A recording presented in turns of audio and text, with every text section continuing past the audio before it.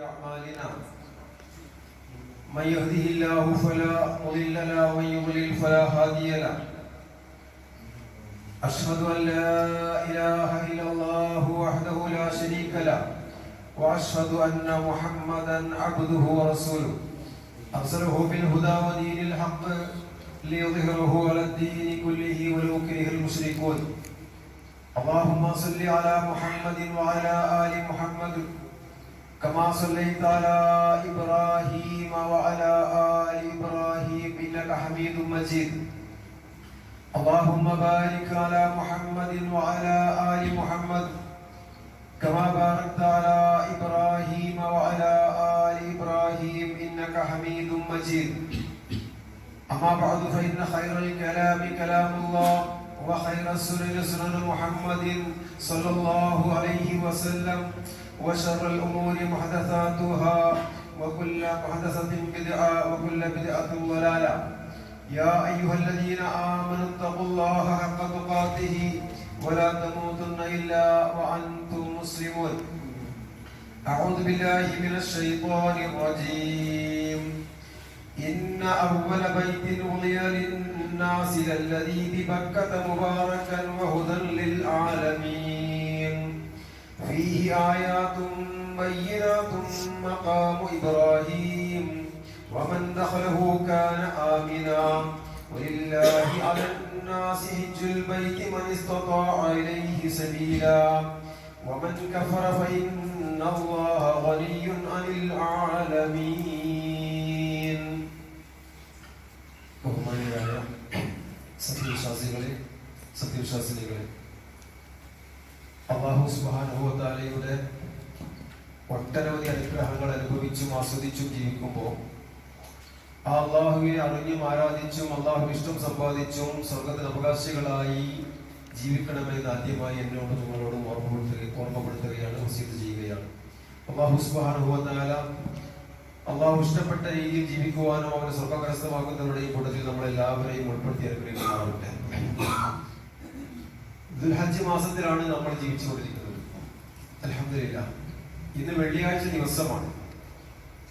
എന്തുകൊണ്ടും പവിത്രമായ ഒരു മാസത്തിലും ദിവസത്തിലുമാണ് അല്ലാഹു സുബ്ഹാനഹു വ തആല നമുക്ക് ജീവിക്കാൻ വേണ്ടി തൗഫീഖ് നൽകിയിരിക്കുന്നത്. ഏതാനും ദിവസങ്ങൾ, 1-2 ദിവസങ്ങൾ കഴിഞ്ഞാൽ ഇൻഷാ അല്ലാഹ് പരിശുദ്ധ ഹജ്ജ് കർമ്മം ആരംഭിക്കുകയാണ്. ദുൽഹജ്ജ് 8-ന് ഹജ്ജ് കർമ്മം ആരംഭിക്കുമ്പോൾ അതിന്റെ മുന്നോടിയായി ഹാജിമാരൊക്കെയും മക്കയിൽ ഒരുമിച്ച് കൂടിയിരിക്കുന്ന ഈ സന്ദർഭത്തിൽ അല്ലാഹുവിന്റെ ഇഷ്ടം സമ്പാദിച്ചുകൊണ്ട് വിശ്വാസികളായ മുഴുവൻ ആളുകളും അല്ലാഹുവിനെ സ്തുതിക്കുകയും അല്ലാഹുവിനെ വാഴ്ത്തുകയും പ്രകീർത്തിക്കുകയും ഒക്കെ ചെയ്തുകൊണ്ടിരിക്കുന്ന ഈ സമയങ്ങളിൽ സഹോദരന്മാരെ സഹോദരിമാരെ, നമുക്കും അല്ലാഹുവിനെ ആരാധിക്കേണ്ടതുണ്ട്.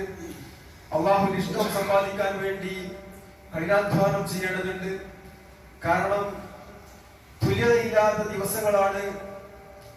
മറ്റു ദിവസങ്ങളെ അപേക്ഷിച്ച് ഈ ഒരു ദിവസങ്ങൾക്ക്, നമ്മൾ ജീവിച്ചുകൊണ്ടിരിക്കുന്ന ദുൽഹജ്ജ് മാസത്തിലെ പ്രത്യേകിച്ച് ആദ്യത്തെ 10 ദിവസങ്ങൾക്ക് അതിനോട് കിടപിടിക്കാൻ പറ്റിയ ഒരു ദിവസമില്ല. അല്ലാഹു സുബ്ഹാനഹു വ തആല ഏറെ ഇഷ്ടപ്പെടുന്ന, പ്രതിഫലം വളരെ കൂടുതൽ നൽകുമെന്ന് പറഞ്ഞിരിക്കുന്ന ഒരു ദിവസത്തിലാണ് നമ്മൾ ജീവിച്ചുകൊണ്ടിരിക്കുന്നത്.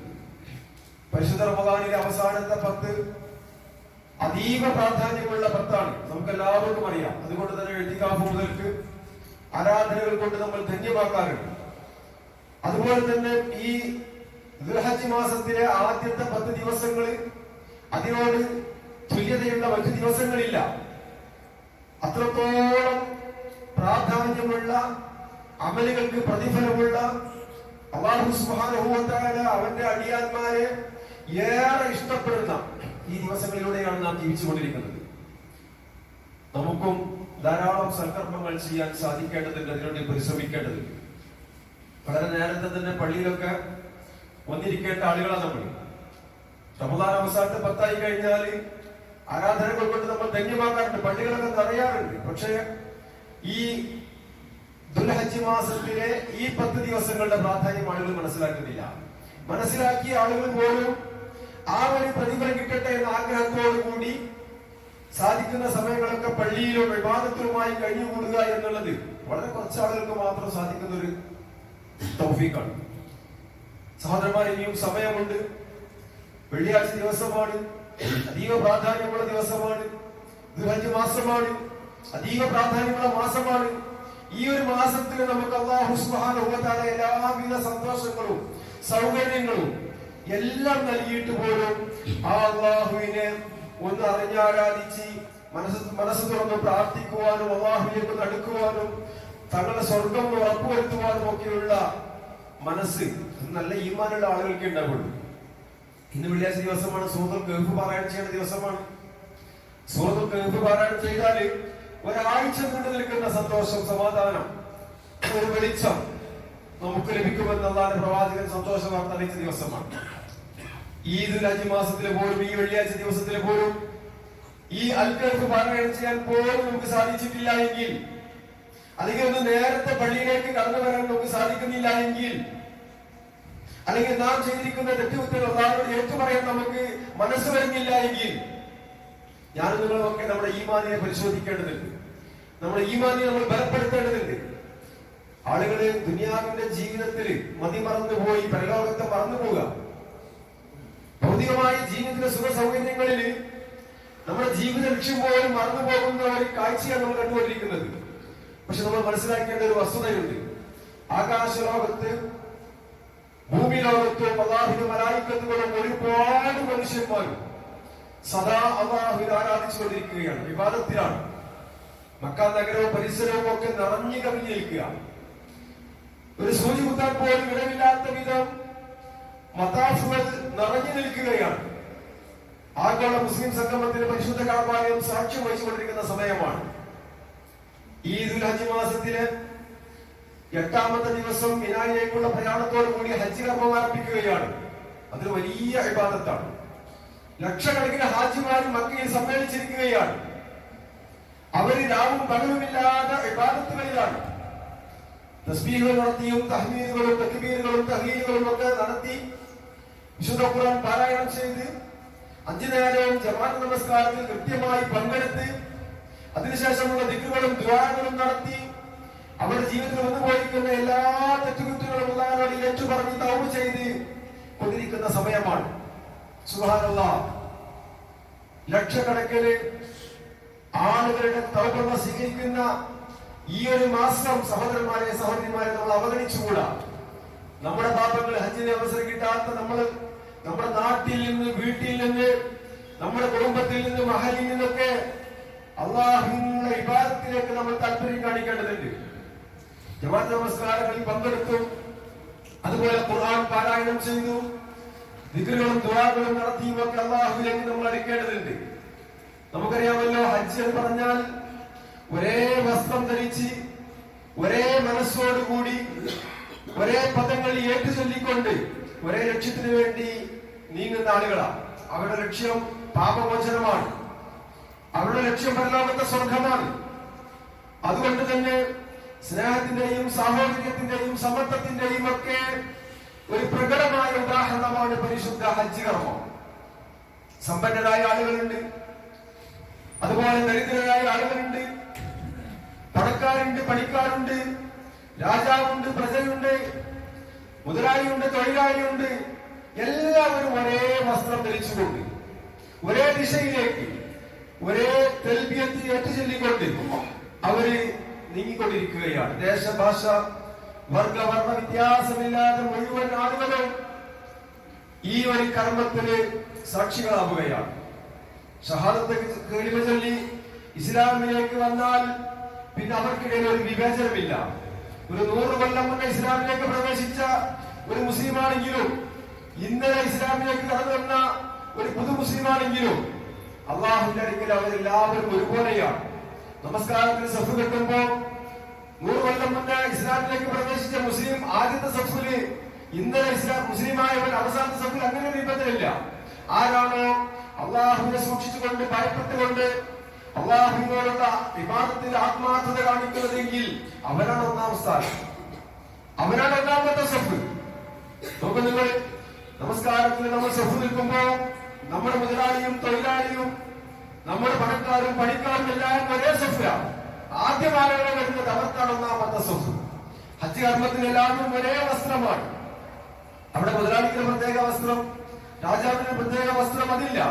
എല്ലാവരും ഏറ്റു ചെല്ലുന്നതോ ഒരേ വചനമാണ്, ലബ്ബൈക അല്ലാഹുമ്മ ലബ്ബൈക ലബ്ബൈക ലാ ശരീക ലക ലബ്ബൈക ഇന്നൽ ഹംദ വന്നിഅമത ലക വൽ മുൽക് ലാ ശരീക ലക. എത്ര സുന്ദരമായ പദമാണ്! എല്ലാവരും ഒരേ സ്ഥലത്തില് ഒരേ ദിശയിലേക്ക് തിരിഞ്ഞുകൊണ്ട് ഒരേ വസ്ത്രം ധരിച്ചുകൊണ്ട് ഒരേ മനസ്സോടുകൂടി മുഴുവൻ ആളുകളും ഈ ലോകത്തിന്റെ ഖാലിഖും റാസിഖും മാലിക്കുമായ അല്ലാഹു സുബ്ഹാനഹു വ തആലയോട് പറയുന്നു, ലബ്ബൈക അല്ലാഹുമ്മ ലബ്ബൈക. അല്ലാഹുവേ, നിന്റെ വിളിക്കുത്തരം നൽകി ഞങ്ങൾ ഇതാ വന്നിരിക്കുന്നു. ലബ്ബൈക ലാ ശരീക ലക ലബ്ബൈക. നിനക്ക് യാതൊരു പങ്കുകാരുമില്ല, നിന്റെ വിളിക്കുത്തരം നൽകി ഞങ്ങൾ ഇതാ വന്നിരിക്കുന്നു എന്ന് കഅബ തവാഫ് ചെയ്യുമ്പോൾ സകല ഹാജിമാരും ഒരുമിച്ച് ഒരേ സ്വരത്തില് അവര് പറയുന്നുണ്ടെങ്കിൽ, സഹോദരന്മാരെ, നമുക്കും സാധിക്കണം. ഈ ദുൽ ഹജ്ജ് മാസത്തിലെ വെള്ളിയാഴ്ച ദിവസത്തില് അല്ലാഹുവേ, നിന്റെ വിളിക്കുത്തരം നൽകിക്കൊണ്ടിതാ ഞങ്ങളും പള്ളിയിലേക്ക് നേരത്തെ വന്നിരിക്കുന്നു എന്ന് പറയാൻ വിശ്വാസികൾക്ക് മാത്രമേ സാധിക്കുകയുള്ളൂ. നല്ല ഈമാനുള്ള ആളുകൾക്ക് മാത്രമേ സാധിക്കുകയുള്ളൂ. കാരണം അവർ ആ മാസത്തിന്റെ പ്രത്യേകത മനസ്സിലാക്കിയവരാണ്, ആ ദിവസത്തിന്റെ പ്രത്യേകത മനസ്സിലാക്കിയവരാണ്, ആ കർമ്മത്തിന്റെ പ്രത്യേകത മനസ്സിലാക്കിയവരാണ്. അതുകൊണ്ട് സകല വിശ്വാസികൾക്കും സാധിക്കും. അല്ലാഹുവേ, നിന്റെ വിളിക്കുത്തരം നൽകി ഞങ്ങൾ ഇതാ വന്നിരിക്കുന്നു. ഇബാദത്തുകൾ ചെയ്യാൻ താല്പര്യം കാണിച്ചുകൊണ്ട്, ആവേശം കാണിച്ചുകൊണ്ട് ഞങ്ങൾ ഇതാ വന്നിരിക്കുന്നു എന്ന് പറയാൻ നല്ല ഈമാനുള്ള, നല്ല വിശ്വാസമുള്ള, നല്ല തഖ്വയുള്ള, നല്ല ഇഖ്ലാസുള്ള ആളുകൾക്ക് മാത്രമേ സാധിക്കുകയുള്ളൂ എന്നുള്ളത് നമ്മൾ മനസ്സിലാക്കണം. എന്തൊരു സുന്ദരമായ വാക്കാണത്! അല്ലാഹുവേ, നിന്റെ വിളിക്കുത്തരം നൽകി ഞങ്ങൾ ഇതാ വന്നിരിക്കുന്നു. അല്ലാഹ് എന്ത് പറഞ്ഞു? അത് പാലിക്കാൻ ഞാൻ ബാധ്യസ്ഥനാണ്. അത് നാട്ടിലായാലും വീട്ടിലായാലും വിദേശത്തായാലും ഒക്കെ അല്ലാഹുവേ, നീ എന്തെന്നാണ് എന്നോട് കൽപ്പിച്ചിരിക്കുന്നത് അതിതാ ഞാൻ പാലിച്ചിരിക്കുന്നു, കേട്ടിരിക്കുന്നു, അനുസരിച്ചിരിക്കുന്നു എന്ന് പറയാൻ നമുക്ക് സാധിക്കുന്നുണ്ടോ? നമ്മുടെ ഈമാൻ പൂർണ്ണമാണ്. അതാണ് ഹജ്ജ് പ്രഖ്യാപിക്കുന്നത്. അവർക്ക് അല്ലാഹു തആല സമ്പത്ത് നൽകി, സൗകര്യങ്ങൾ നൽകി, ആരോഗ്യം നൽകി. അവരതാ പ്രഖ്യാപിക്കുന്നു, ലബ്ബൈക അല്ലാഹുമ്മ ലബ്ബൈക. അല്ലാഹുവേ, നിന്റെ വിളിക്കുത്തരം നൽകി ഞങ്ങൾ ഇതാ വന്നിരിക്കുന്നു. ലബ്ബൈക ലാ ശരീക ലക ലബ്ബൈക. നിനക്ക് യാതൊരു പങ്കുകാരുമില്ല, നിനക്ക് യാതൊരു പങ്കുകാരുമില്ല. ഇത് വല്ലാത്തൊരു പ്രഖ്യാപനമാണ്. നീ ഏകനാണ്. ഖുൽ ഹുവല്ലാഹു അഹദ്. അല്ലാഹുവെ പ്രഖ്യാപിക്ക്, മുഹമ്മദ് നബിയെ പ്രഖ്യാപിക്ക്. അല്ലാഹു അഹദ്, അല്ലാഹു ഒരുവനാണ്, അല്ലാഹു ഏകനാണ്. ആരാധനക്ക് അർഹൻ ഏകനായ റബ്ബ് മാത്രമാണ്. അതുകൊണ്ട് തന്നെ ലബ്ബൈക ലാ ശരീക ലക ലബ്ബൈക. നിനക്ക് യാതൊരു തരത്തിലുള്ള കൂട്ടുകാരുമില്ല, പങ്കുകാരുമില്ല എന്നിതാ ഞങ്ങൾ പ്രഖ്യാപിക്കുന്നു എന്ന് ലക്ഷക്കണക്കിന് ഹാജിമാര് പരിശുദ്ധ കഅബക്ക് ചുറ്റും തവാഫ് ചെയ്തുകൊണ്ട് അവരിതാ പ്രഖ്യാപിച്ചുകൊണ്ടിരിക്കുകയാണ്. ഇന്നൽ ഹംദ വന്നിഅമത ലക വൽ മുൽക്. എല്ലാ സ്തുതിയും, എല്ലാ നിഅമത്തും, എല്ലാ അധികാരവും അതെല്ലാം നിന്റേതാണല്ലാ, നിനക്കാണല്ലാ എന്നിതാ ഞങ്ങൾ പ്രഖ്യാപിക്കുന്നു. അത് റബ്ബിന് മാത്രം കൊടുക്കേണ്ടതാണ്, സൃഷ്ടാവിന് മാത്രം അർഹതപ്പെട്ടതാണ്. ലോകത്തുള്ള മുഴുവൻ സൃഷ്ടികളും ആ സൃഷ്ടാവിനെ മാത്രം സ്തുതിക്കണം. എല്ലാ അധികാരങ്ങളും സൃഷ്ടാവിനാണെന്ന് അംഗീകരിക്കണം. അതിനാ ഹാജിമാർ പ്രഖ്യാപിക്കുന്നു, ഇന്നൽ ഹംദ വന്നിഅമത ലക വൽ മുൽക്. എല്ലാ അധികാരങ്ങളും, എല്ലാ നിഅമത്തുകളും, എല്ലാ സ്തുതികീർത്തനങ്ങളും അല്ലാഹു നിനക്കുള്ളതാണ്. ലാ ശരീക ലക. നിനക്ക് യാതൊരു പങ്കുകാരുമില്ല. ആവർത്തിച്ച് പറയുന്നു, നിനക്കൊരു പങ്കുകാരുമില്ല. ഞാൻ ഒരിക്കലും മുശ്രിക്കല്ല, ഞാൻ നിന്നിൽ പങ്കു ചേർക്കില്ല, ഞാൻ തൗഹീദിന്റെ ആളാണ് എന്നിതാ പ്രഖ്യാപിച്ചു കൊണ്ടിരിക്കുകയാണ്. സഹോദരന്മാരെ, സഹോദരിമാരെ, ഈ ഒരു മാസത്തില് നമുക്കും ഇത് പ്രഖ്യാപിക്കാൻ സാധിക്കണം. അതൊരു വല്ലാത്ത പ്രഖ്യാപനമാണ്. അള്ളാഹുവിന്റെ ഏകത്വം അംഗീകരിക്കുക, അള്ളാഹുവിന്റെ സമന്വയത അംഗീകരിക്കുക, ആരാധന അള്ളാഹ്ക്ക് മാത്രം അർപ്പിക്കുക. അത് മുവഹ്ഹിദിന് മാത്രം സാധിക്കുന്ന കാര്യമാണ്, ഒരു മുജാഹിദിന് മാത്രം സാധിക്കുന്ന കാര്യമാണ്. അതിന് ത്യാഗം ചെയ്യണം, പരിശ്രമിക്കണം. പല ജാതി ആക്ഷേപങ്ങളും, പല ജാതി പ്രയാസങ്ങളും, പല ജാതി ഒറ്റപ്പെടുത്തലുകളും ഒക്കെ അനുഭവിക്കേണ്ടി വന്നാലും ഞാനിതാ പ്രഖ്യാപിക്കുന്നു, ഞാൻ ഏകദൈവ വിശ്വാസിയാണ്, ഞാൻ മുവഹിദാണ് എന്ന് പ്രഖ്യാപിക്കുക. അതാണ് ഹാജിമാർ പ്രഖ്യാപിച്ചുകൊണ്ടിരിക്കുന്നത്. റസൂൽ സല്ലല്ലാഹു അലൈഹി വസല്ലം പറഞ്ഞു, അൽ ഹുജ്ജാജ് വൽ ഉംറാർ വഫദുല്ലാഹ്.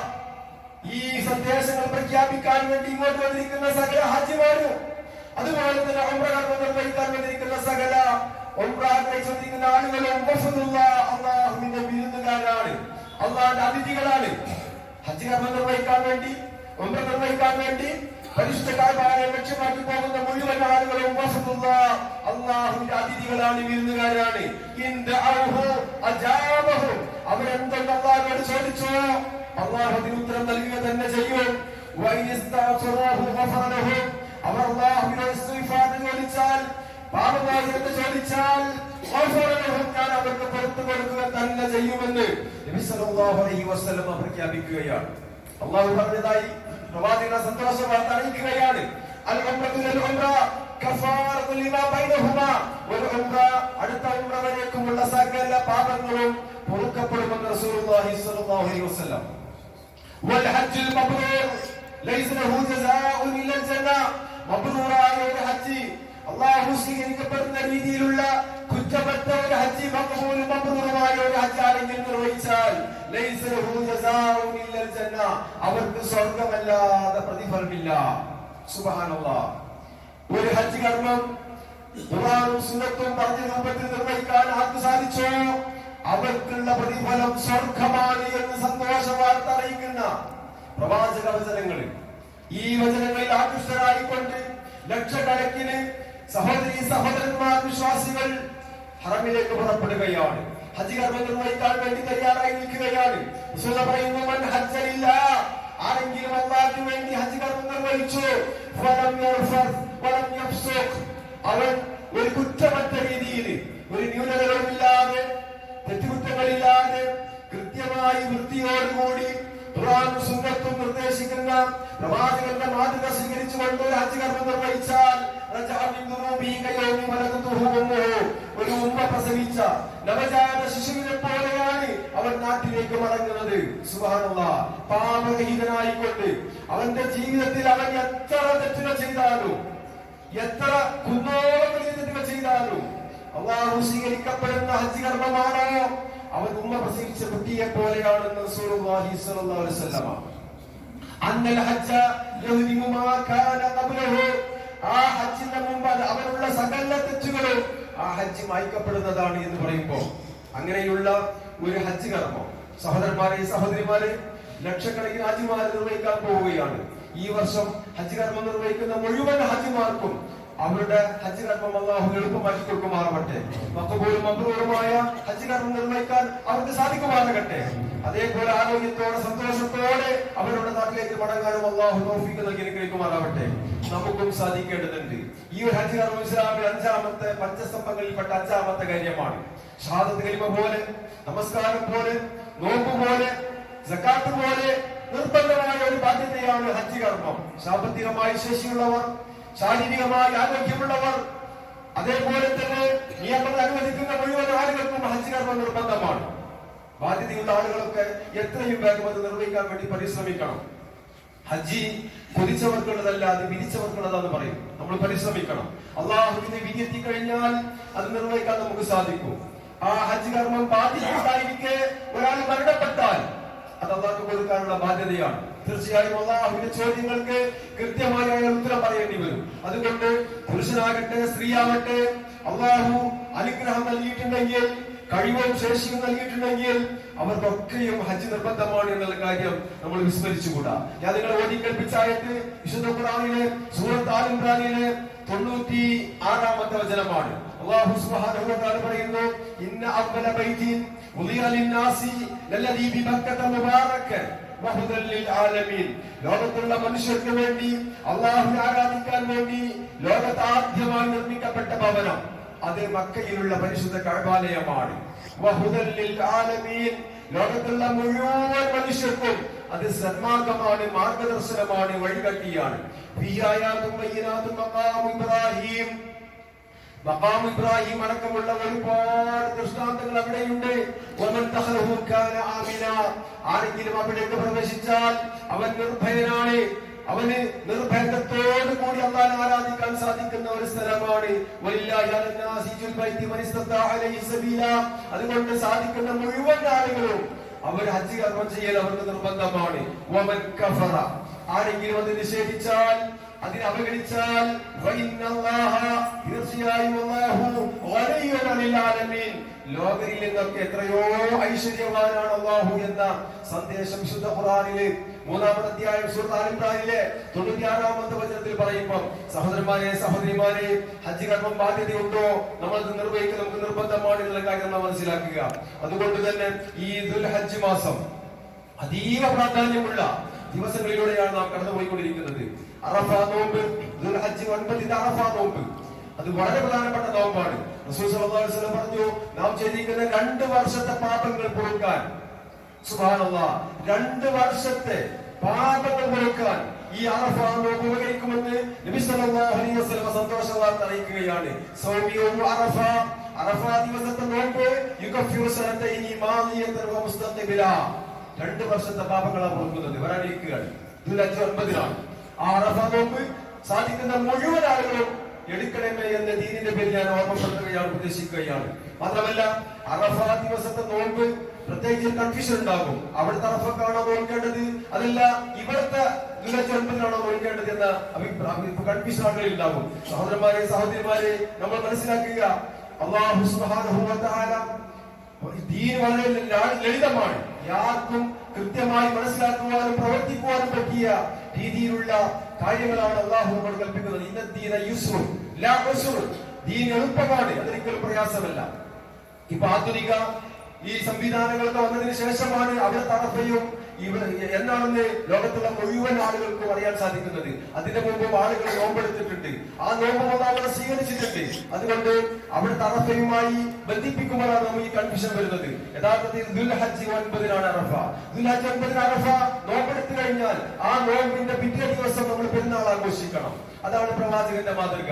അതുകൊണ്ട് സാധിക്കുന്ന മുഴുവൻ ആളുകളും കൺഫ്യൂഷൻ ഇല്ലാത്ത രീതിയിൽ അവർക്ക് ഈ നോമ്പ് എടുക്കണമെന്ന് പ്രത്യേകമായി ഞാൻ ഓർമ്മപ്പെടുത്തുകയാണ്. ഈ നോമ്പ് നമ്മുടെ 2 വർഷത്തെ പാപങ്ങൾ, കണ്ണുകൾ കൊണ്ടും കാതുകൾ കൊണ്ടും നാവുകൾ കൊണ്ടും മനസ്സുകൾ കൊണ്ടും കൈകാലുകൾ കൊണ്ടുമൊക്കെ നാം ചെയ്തു പോയിട്ടുള്ള ഒരുപാട് തെറ്റുകളുണ്ട്.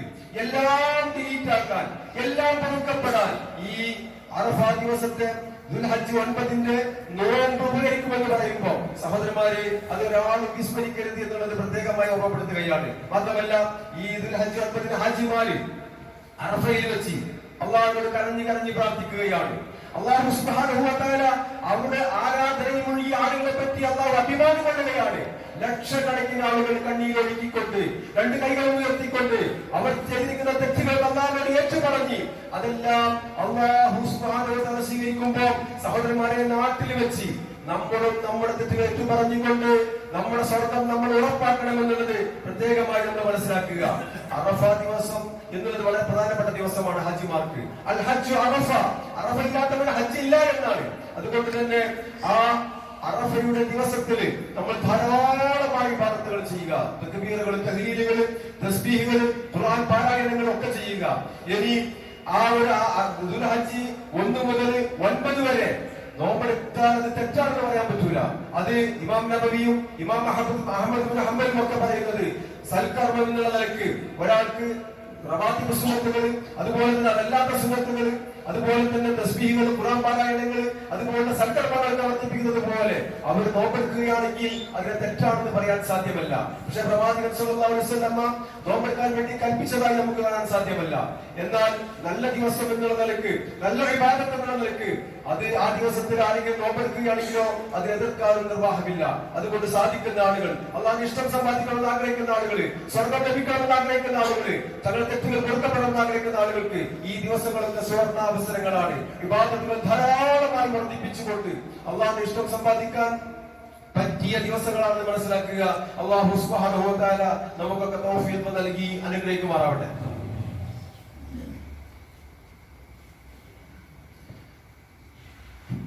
അൽഹംദുലില്ലാഹ് വസ്സലാത്തു വസ്സലാമു അലാ റസൂലില്ലാഹ് وعلى آله وصحبه أجمعين أما بعد اتقوا الله عباد الله സഹോദരന്മാരെ സഹോദരിമാരെ ഖുർആനും സുന്നത്തും അറിഞ്ഞും അനുസരിച്ച് ജീവിക്കണമെന്ന് ഒരിക്കൽ കൂടി ഓർമ്മപ്പെടുത്തുകയാണ്, വസിയത്ത് ചെയ്യുകയാണ്. നാം ചെയ്തിരിക്കുന്ന ഇബാദത്തുകളൊക്കെ ദുർബലമാക്കാൻ വേണ്ടി പിശാചി അങ്ങേയറ്റം പരിശ്രമിച്ചുകൊണ്ടിരിക്കുക. നമ്മൾ ഇബാദത്തുകൾ ചെയ്ത് അതിങ്ങനെ വലിയ ഇബാദത്താവുമ്പോൾ അതിനെങ്ങനെയെങ്കിലും നിഷ്ഫലമാക്കാൻ എന്തിന്റെ മാർഗം എന്നാ പിശാചി നോക്കുന്നത്. അതുകൊണ്ട് ശിർക്ക് ചെയ്തു, അതുപോലെ തന്നെ കുഫർ കാണിച്ചു, നിഫാഖ് കാണിച്ചുമൊക്കെ ആ ഇബാദത്തുകളെ ദുർബലമാക്കാൻ വേണ്ടി പിശാചി പരിശ്രമിക്കുമ്പോൾ അതിൽ നിന്നൊക്കെ നമ്മൾ രക്ഷപ്പെടണം.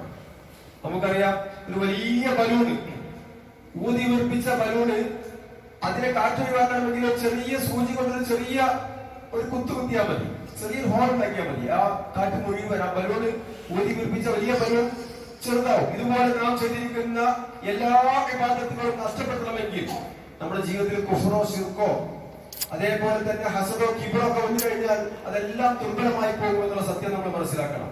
പിശാച് അതിനു വേണ്ടി പണിയെടുക്കുകയാണ്. അതുകൊണ്ട് നമ്മൾ ഓരോരുത്തരും നമ്മുടെ ഇബാദത്തുകൾ, നാം ചെയ്തിരിക്കുന്ന അമലുകളിൽ നിഷ്ഫലമാകാതിരിക്കാനുള്ള ജാഗ്രത നമ്മൾ കൈക്കൊള്ളണമെന്ന് പ്രത്യേകമായി ഓർമ്മപ്പെടുത്തുകയാണ്.